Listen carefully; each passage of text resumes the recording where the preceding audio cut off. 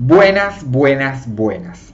El presupuesto del 11 de septiembre que se estará presentando y aprobando o no es el que manifiesta lo que el gobierno quiere hacer durante todo el año que sigue. Entonces, eso es muy importante el presupuesto para esto. Por eso me extraña a veces cuando escucho decir, bueno, el gobierno no tiene ningún plan, no tiene ningún... A ver, a la hora de la verdad, el presupuesto es el que te dice lo que el gobierno planea hacer y lamentablemente no pasa el 10 de diciembre cuando asume cada gobierno, sino que es a partir del presupuesto es el que uno ve, ¿qué ve ahí? Que ve las inversiones, ve los gastos en jubilaciones, los gastos en obra pública, todo lo que el gobierno planea hacer a partir de ese momento. Pero ¿qué quiero decir con esto? Es importante que cuando uno escucha tal vez a opositores decir, bueno, pero ¿cómo el gobierno pudo comprar esto? ¿Cómo pudo hacer esta obra en este lugar? Pero escúchame, el presupuesto en general se aprueba por mayorías, es decir, no es que se aprueba por un voto que casi no sale. Es muy difícil eso. Incluso en el 2010 fue el último presupuesto que no se aprobó. Que fue el gobierno de Cristina. En 2010 se quedó sin presupuesto y se tuvo que manejar con el presupuesto del año anterior. Pero entonces esto quiere decir que es muy raro que un gobierno no tenga presupuesto aprobado por el Congreso. Entonces, cuando un opositor, que generalmente, ¿por qué los opositores en esto no están tan en desacuerdo? Porque representa también a sus provincias, a lo que va a invertir o no el Estado o el gobierno que tiene el Ejecutivo, lo que se va a invertir o no en una obra en una provincia, por ejemplo en San Luis, en Córdoba, que tal vez le es interesante que eso pase y si lo vota en contra sería como ilógico porque estaría perjudicando a su propia provincia. Entonces por eso por bastante mayoría se suelen aprobar los presupuestos. Entonces cuando alguien sale a criticar algo que él mismo aprobó, es un poco raro. Pero lo importante de esto, el presupuesto va a mostrar lo que va a seguir el gobierno en acciones y demás. Pero hay un proyecto que se está presentando, que es el proyecto de no impuesto, porque impuesto sería como permanente, pero supuestamente es un aporte solidario de los millonarios. Pero, ¿qué pasa? La ley, algunos dicen que es difícil de leer, la verdad que no es tan difícil de leer, no está mal redactada, se tiene bastante hincapié en qué va a gastarse y en qué no, y también se tiene hincapié de que es por única vez. Ahora, no es la primera vez, ni la última, que una ley se cambie. O sea, una cosa es el proyecto que se presenta, pero a veces artículos se van modificando o se quitan o se modifican. Entonces, hay que estar atentos a qué es lo que va a pasar. Si es que va a quedar permanente el tema del impuesto A ver, también, son 12.000 personas. Y hay que tener en cuenta que acá tengo las escalas, en esta super tecnología que tengo, que no sé si se llega a ver, pero ven, hay 200 millones de pesos, un poco más, 2%, después tenés, no sé si se está apreciando del todo, pero bueno, ahí, más de 300 millones de pesos, y así sucesivamente es progresivo el impuesto con las escalas que va aumentando la alícuota dependiendo lo que tenés de patrimonio. Entonces, esto se supone que es por única vez. Ahora, entre la ley que puede salir modificada y el presupuesto que se presente, en estas dos podríamos tener las dos posibilidades de que si se modifica este proyecto de ley y queda permanentemente el impuesto, que algunos lo están diciendo, no es que es una cosa de que el Frente de Izquierda venía proponiendo esto hace mucho y puede plantear de vuelta que esto no puede ser por única vez. Incluso Alberto Fernández, cuando habló se había ido con Merkel, se reunió con ella y él mismo dijo que a Merkel le sorprendía cómo Argentina no tenía un impuesto a los ricos.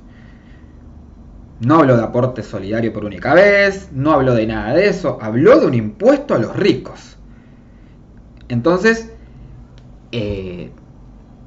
por eso es también que no es que es una cosa de que uno dice cosas porque de no en ningún lado, sino que son posibilidades que uno va viendo según lo que van diciendo, según lo que uno siente a partir de sus dichos. O sea, o un poco de análisis también, porque si vos venís diciendo que la primer ministro de Alemania te dice eso, después presentas un proyecto de ley que supuestamente es un aporte por única vez, bueno, veremos. O sale modificado del proyecto de ahí, o sale en el presupuesto. Si no sale en ninguno de estos dos, bueno, era por única vez y listo. El tema es que también esto, a ver, no es que uno defienda a los ricos, no es que uno... A ver, son 12.000 personas, perfecto, millonarias, multimillonarias, porque la escala también va para más de 200 millones, también puede ser de 1.000, 3.000 millones, porque esas fortunas existen en Argentina.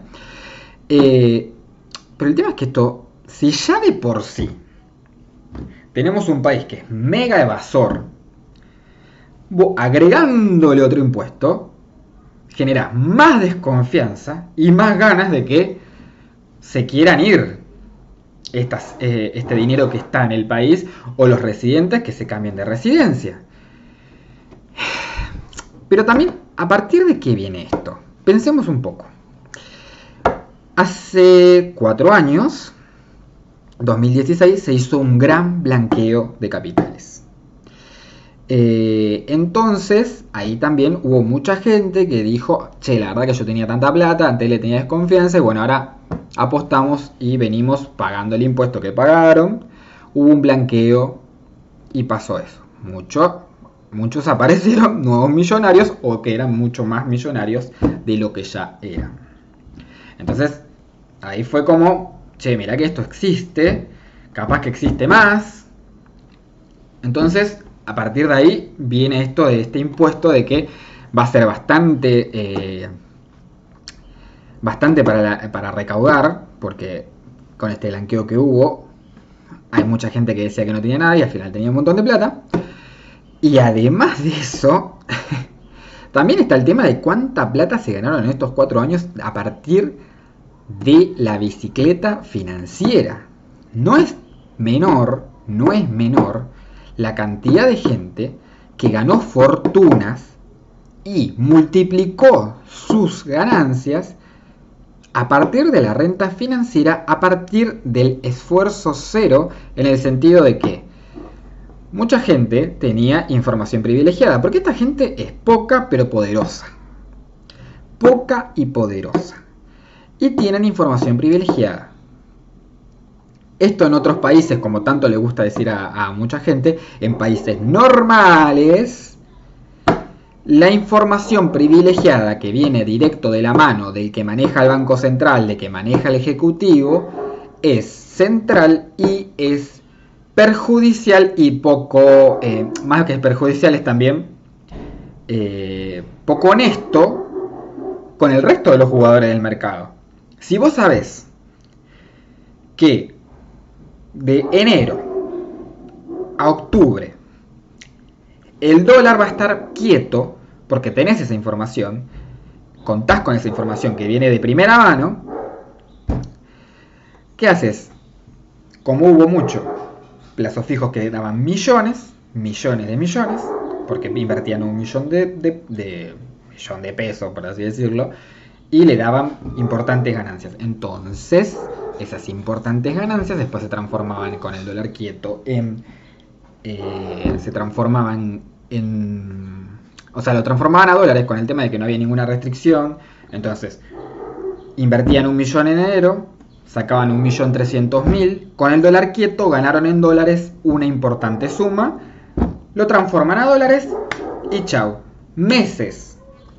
El dinero quedó quieto, el dinero quedó como si nada hubiera pasado, o sea, en el sentido de que no hubo una inversión productiva, no hubo una inversión en tecnología, no hubo una inversión en ninguna empresa, sino que son esas inversiones golondrina, que terminaron desbancando al Estado y perjudicando a un país que no produce dólares. Entonces, esto también pasó. No te digo que ahora con esto de los impuestos a la riqueza es como la vendetta, pero tampoco nos hagamos de que, uy, qué miedo, se van todos. Y bueno, tenemos que buscar un equilibrio, porque tampoco está bueno que hayan venido todos solamente a hacer esta inversión golondrina, en la que saben con la información privilegiada, tanto a tanto este dólar va a quedar quieto, yo me puedo invertir en pesos, gano en pesos, pero después le paso a dólares con el mismo dólar que estaba en enero, sin devaluación, y me gano una fortuna que no hice ningún esfuerzo más que tener el dinero quieto esos meses. Tampoco nos hagamos los tontos.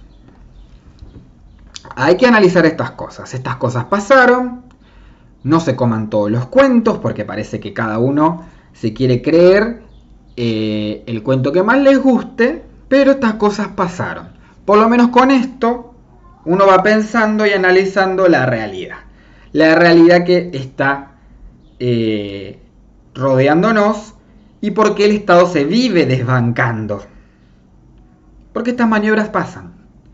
Y estas maniobras son las que perjudican muchísimo al país.